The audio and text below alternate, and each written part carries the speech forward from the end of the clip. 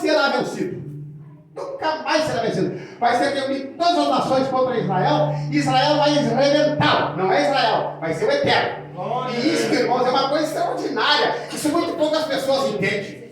Isso no meio da igreja. Pouquíssimas pessoas compreendem isso aí. São mistérios.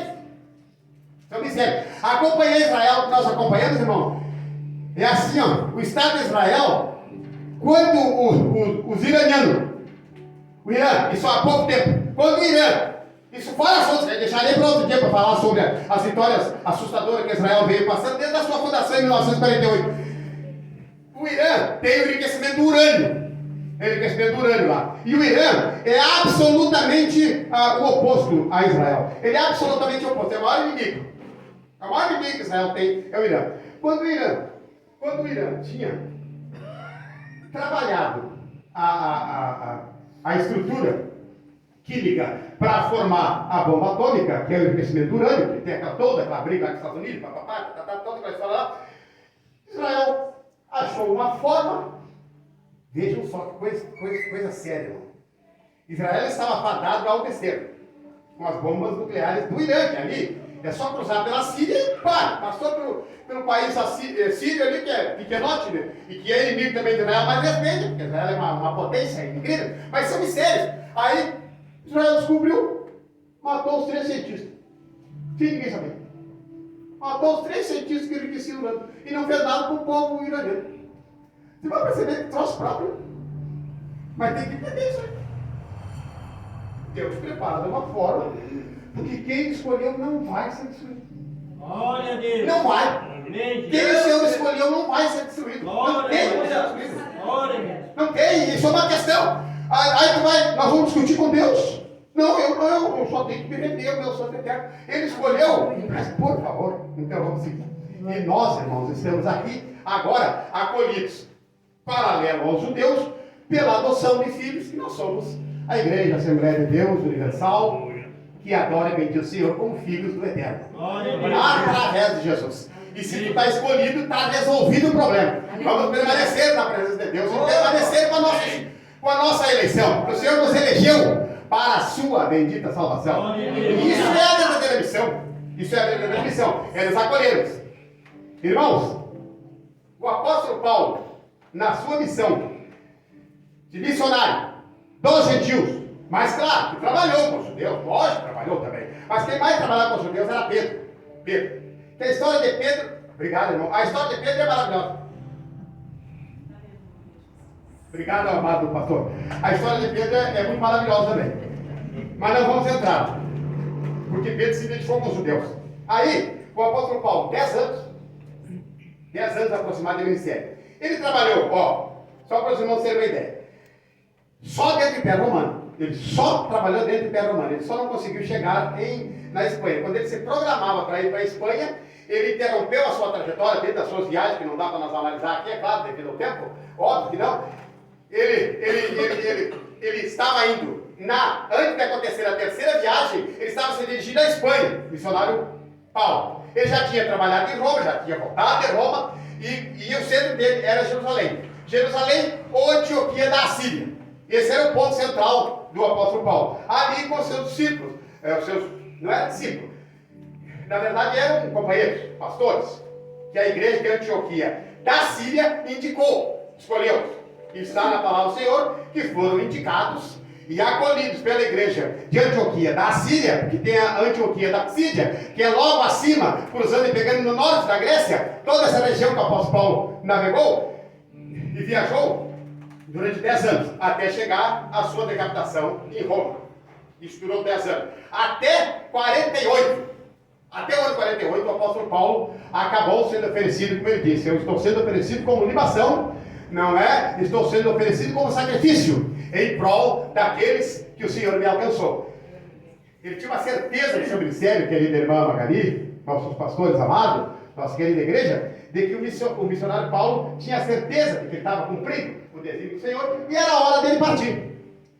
Ele lutou bastante para se defender como cidadão romano, porque ele tinha cidadania romana e era judeu, tinha cidadania romana. Ele foi apelado para César e acabou sendo, logicamente, decapitado. Ele foi morto por decapitação, a guilhotina da antiguidade, que depois foi aprimorada a guilhotina, já, obviamente, que nos meados da Idade Média, isso já rolou praticamente 500 anos, 600 anos. Mas, queridos irmãos, o apóstolo Paulo andou exatamente para encerrarmos. Não vamos levar os irmãos longe. Está tão bom, mas é por aí. O apóstolo Paulo, dentro do império, ele viajou naquela época. Veja, irmãos, as dificuldades que Paulo andava. Ele andava a pé, ele andava por alguns jumentos, ele andava por algumas carroças, por alguns carros, de uma rusticidade brutal, mas era a forma dele ir navegando nos mares, né? Navegando nos rios, navegando em todo o mar Jônico, em todo o mar Mar Jônico, o mar Mediterrâneo, aquele grande mar, que depois o mar Jônico entra em todas aquelas ilhas da Grécia, cruzando por Chipre, cruzando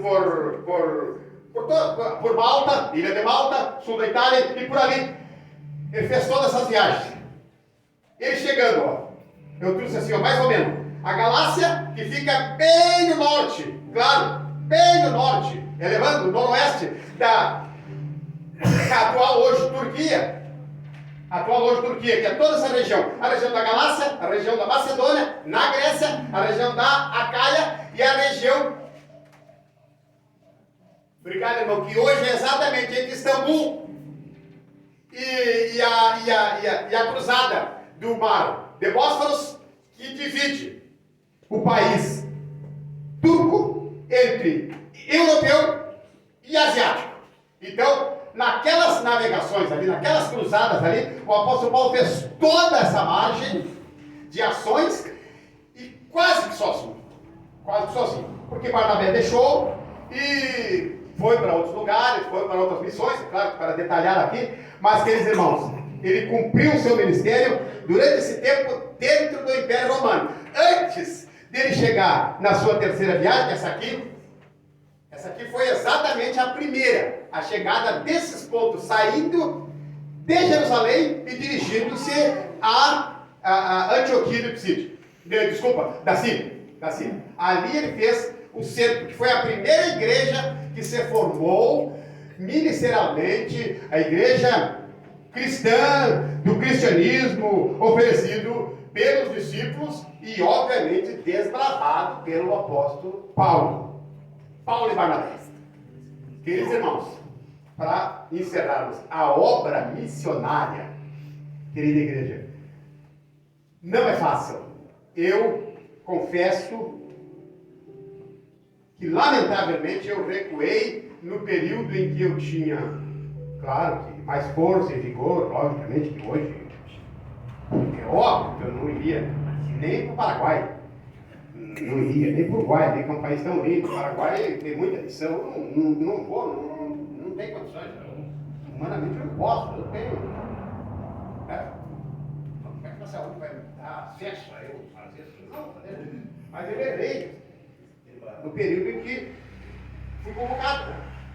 Então eu devo essa, mas o Senhor me perdoou, porque Ele sabe que eu sou muito falho. Então eu recuei. Assim, várias chamadas. A última chamada que eu recuei foi a do pastor Nelson, hoje está em Bagé. O pastor Nelson disse assim, calma ali, você disse, a Marilei entende, né? Claro, não tem problema que eu falo isso aí, porque a Marilei sabe. Eu ainda estava regular a minha vida, mas eu não tinha dificuldade, às vezes, nessa dificuldade é normal, mas a gente tem que levar. O pastor Nelson me convidou. Deu? Valeu, porque o pastor Nelson foi diácono aqui em São Gabriel, ele saiu presbítero aqui em São Gabriel e nós, e eu jogo junto com ele, então eu tenho uma paixão assim muito grande por mim, uma afinidade muito grande. E isso faz o quê? Aproximadamente 20 anos atrás, minha estrutura física era outra. Pressão alta, tem coitado, papai, é fácil, eu estou fora, aí não é fácil, não é complicado. Mas, vamos para a Asca, por exemplo, você tem o Asca, eu não vou para Asca nenhuma, só você vai largar nada aqui no oceano. Se eu largar bracendo daqui do Rio Grande, eu vou chegar na Asca. Sabe, eu chego na África, eu só abracei lá, eu vou chegar lá e na África do Sul, certamente, vou chegar lá na costa, lá que está lá na Terra do Fogo, lá da Argentina aqui. Mas não vou. Tem que deixar para a juventude. Mas eu errei quando o Senhor me chamou. O missionário, o pastor Leal disse assim, cavaleiro, tu vem para São Gabriel, vem como professor, claro, da misericórdia de Deus, trabalho no Estado, na época, né? Hoje contratado já não dá. Tu vem para cá, eu vou te entregar minha casa. Vou te dar a casa, tu vai morar na minha casa, porque eu moro na igreja, tu vai morar na minha casa, tu vai ser meu evangelista. Eu tinha que ter pelo menos atendido essa vez, né? E já tinha passado outras. Mas não cumpri. Então, não sigam o exemplo do irmão Adão de falhar no cumprimento da missão que o Senhor chama. Porque a gente paga um preço, né? Sempre quem sabe esse preço, dessas dificuldades que eu enfrentei, tantas, mas a misericórdia do Senhor é tão grande na minha vida que o Senhor tem me mantido em pés.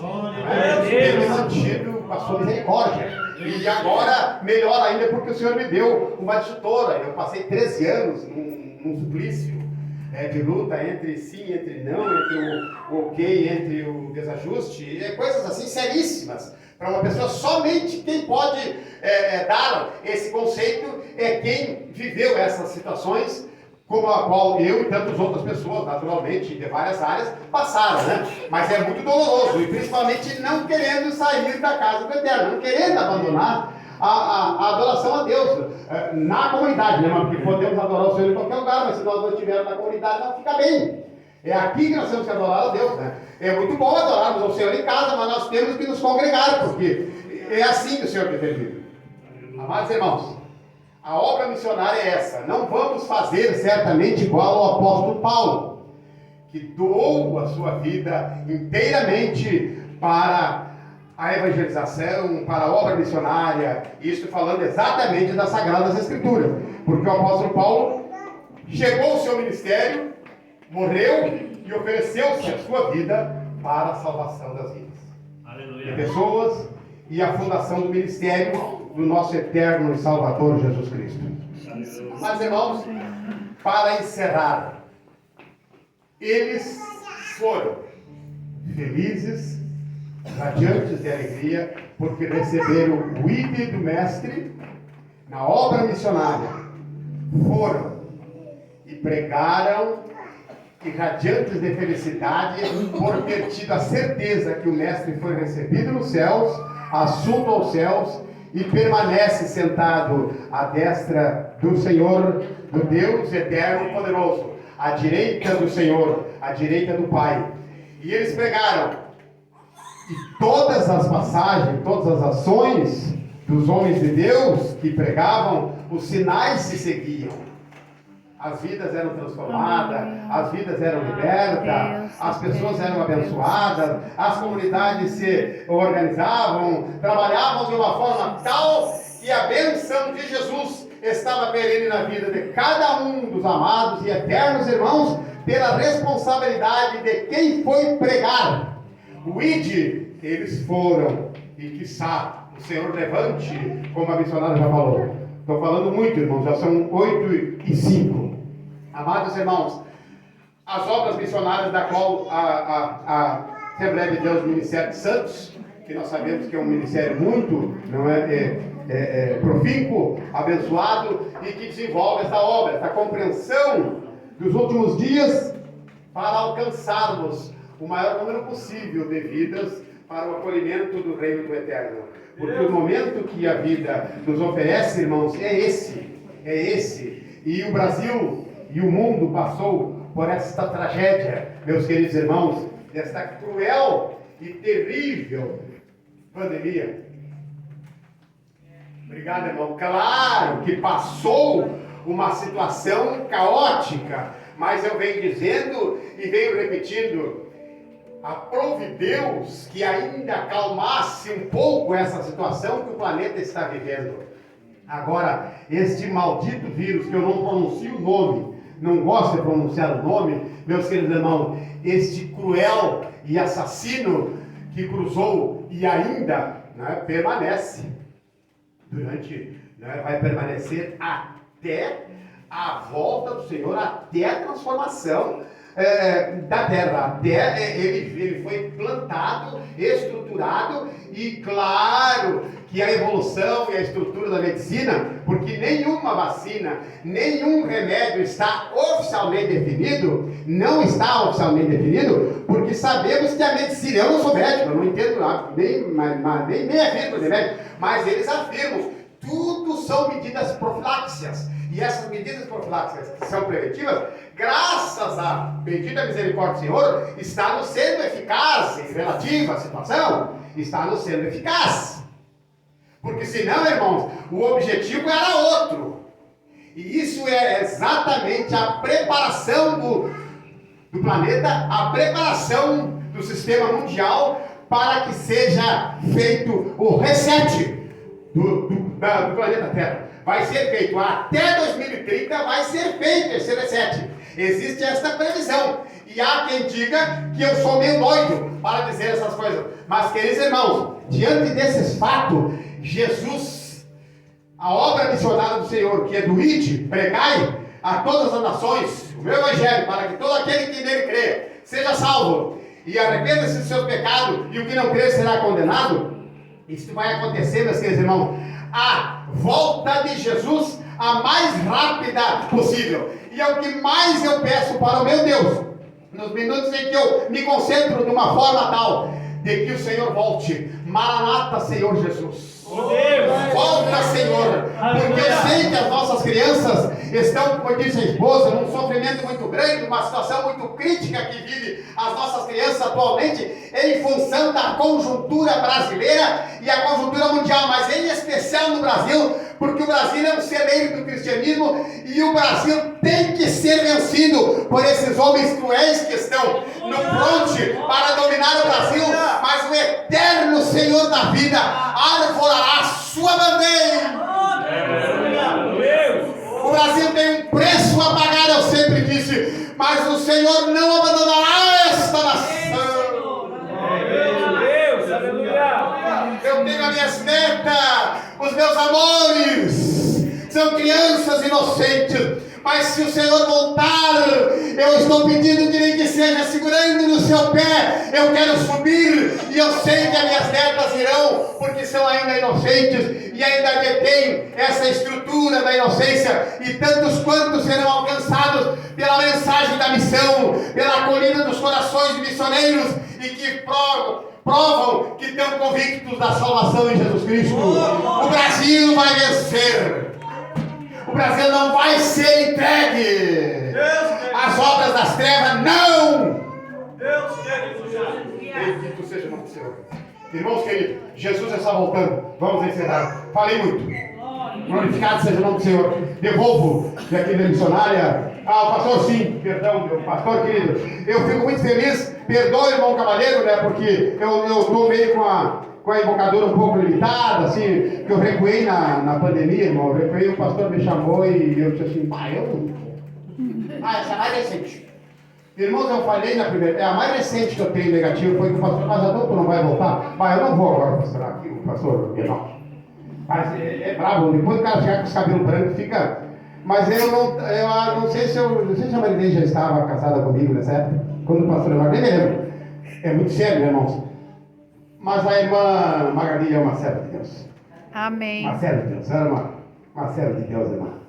A senhora provoca a chama do coração de um ancião, que eu já me considero pouco relativo na minha idade, mas a irmã nos promove juntamente com os seus quadrilheiros, com essas cantoras, com esses cantores, e com o meu querido José, que é o meu príncipe, e essa igreja amada. Esse menino, Deus tem uma grande obra nesse menino. Pode ter, os pais que cuidem bem. Olha, vocês são mordomos do José, hein? E dos maninhos, mas o José é o príncipe, depois da ordem do papai e da mamãe, né? É, José? Eu sei que não é obediente. Deus abençoe. Irmã Magali, eu fico eternamente grato, em nome da irmã Marilei, minha querida esposa, ao irmão sonoplasta e essa querida igreja. Deus abençoe, irmãos. Aleluia.